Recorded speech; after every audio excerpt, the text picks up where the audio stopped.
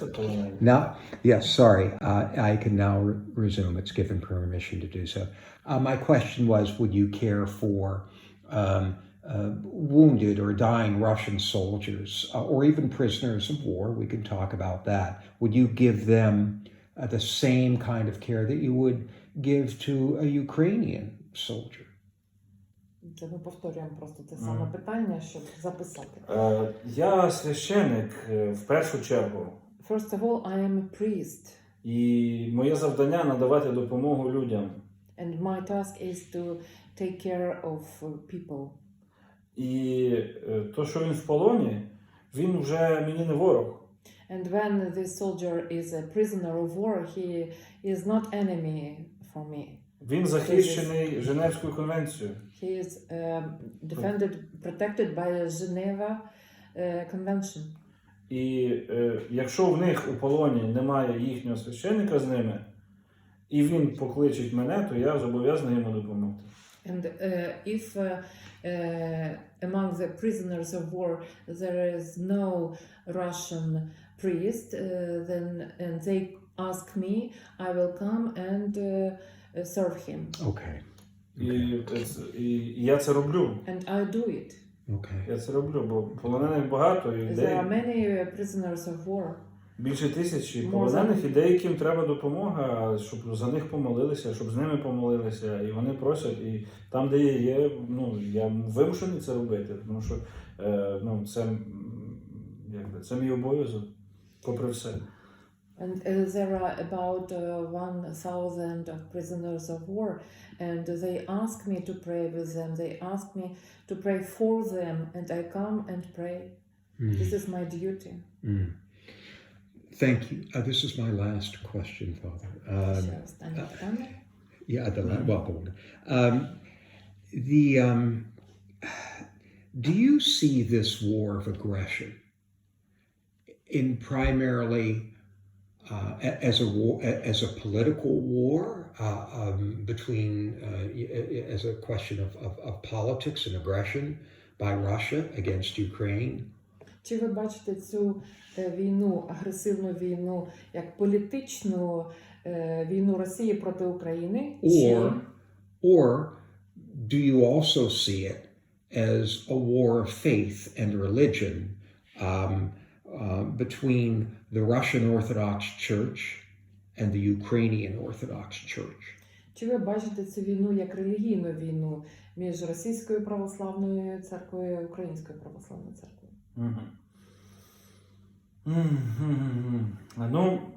По-перше, це війна цивілізації. First of all, this is civilization war. War of civilizations. Це війна минулого з майбутнім. This is war of the past with the future. І війна, вона не починається з пострілу. And this war doesn't start with a shoot.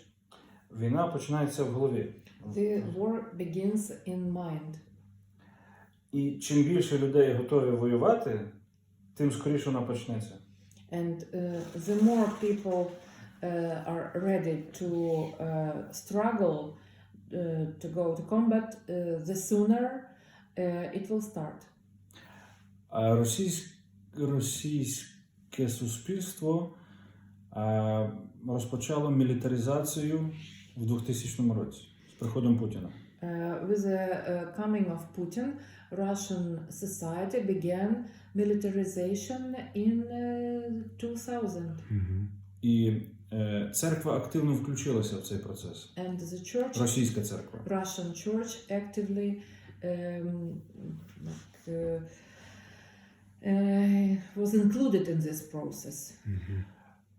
І наратив руського міра, він прозвучав вперше з уст сьогоднішнього патріарха Кирила. Руський мір – це фашистська ідеологія російська, яку вони сьогодні сповідують. And the narrative of Russian world, Russkii Mir it is called, it was first pronounced by Patriarch Kirill. And this is like ideology which they have now. І він такий самий злочинець, як і Путін. And he is the same war criminal as Putin. Тому що він є розповсюдником цієї ідеології. Because Він he є... spreads this ideology. І в церквах Московського патріархата, навіть в Україні, ця ідеологія проповідувалася постійно. And in the churches of Moscow Patriarchate on the territory of Ukraine, this ideology was constantly preached. І до сих пір проповідується. Until now it is being preached, even now. Тому апелювати до авторитета патріарха Кирила нема смисла, так як Папа Римський хоче з ним зустрітися і обговорити питання миру. Ні, він є частиною російської армії, ідеологічною частиною. And to appeal to Patriarch Kirill, there is no sense in it, as we know that Pope wants to meet Patriarch Kirill and to discuss the war issues, but there is no sense. He is a part of war doctrine, of war. Вони є військовим засобом. They are like military means of. Yes, the church is used as a tool. Російська церква – це засіб для досягнення військових цілей. Russian church is a means of reaching military purposes. І апелювати до верхівки російської церкви немає смислу ніякого. And to address to the highest level of Russian church, there is no sense in it. Вони всі військові злочинці. All of them are war criminals. І вони повинні бути засуджені в Гаазькому трибуналі. And they have to be judged in the Hague court. А доля російської церкви повинна бути така ж, як доля Лаодікійської церкви. And the destiny of the Russian church should be the same as the Laodicean church. Okay. Хто знає Святе Письмо, той знає, як Who knows the Holy Scripture, he knows this destiny. I was going to ask which church the destiny of the Russian people should be. You mentioned that. You started to mention the Russian church should be the destiny of. That's okay. No. Just repeat. No, I was trying to understand what you said about the destiny of the Russian church. So I will re-ask the question. The destiny of the Russian church without Kirill, correct, would be the way forward in your view. Як ви думаєте, якщо без патріарха Кирила, яка буде доля російської церкви? Ну, якщо ми маємо повне відро отрути, If we have a full bucket of poison, то звідти взяти одну ложку отрути і викинути.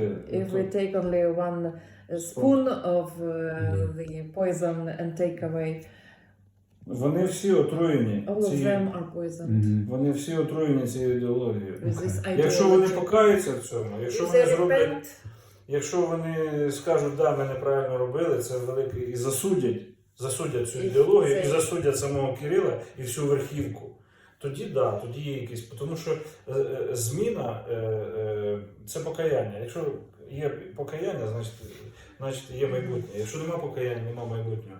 if they repent and condemn the actions of their higher authorities, church authorities, then and change their way of life, then maybe there is a destiny, good destiny. But if not, then... Okay, so what Father is saying is that those churches and parishes that follow the Patriarch, the Russian Orthodox Church, are to be held responsible as well by remaining silent or... You mean in Ukraine? In Russia. In Russia? Yeah, well, that's what I was saying about Russia. Якщо церкви, які якби, під патріархом Кирилом, тобто вони теж всі мають бути засуджені. Ми маємо тут сотні випадків колаборації місцевих священиків, українців, але вони Московського патріархату. Маємо сотні випадків колаборації з окупантами. We have many examples, many cases of collaboration of Ukrainian priests of Moscow Patriarchate. They collaborated with the enemy, with the occupants. Ви уявіть, як треба було отруїти цю людину, як їй треба було нагадати в голову, щоб вона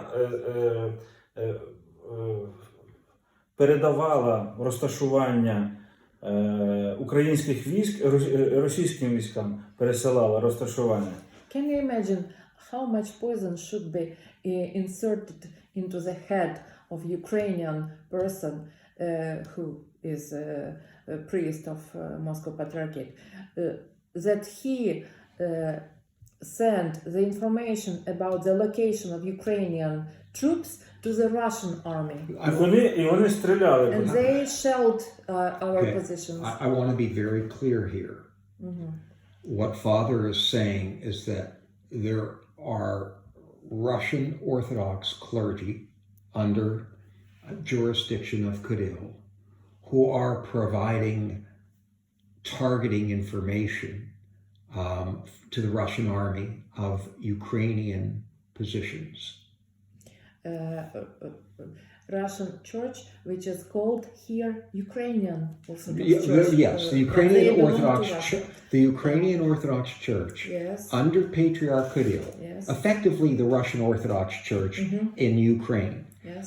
His father is saying that the Russian Orthodox Church in Ukraine, which has Ukrainian parishes, that priests in those parishes are providing targeting information to Russian military command about Ukrainian positions, military positions, armor positions, infantry, airfields, and so forth. You are right. Airfields, and so forth. Is that what Father is saying? Yes. That they are Yes. that again the Ukrainian Orthodox churches under jurisdiction of Patriarch Kirill are providing targeting information to the Russian military. Він повторює, що священники Московського патріархату вони служать наводчиками навідниками для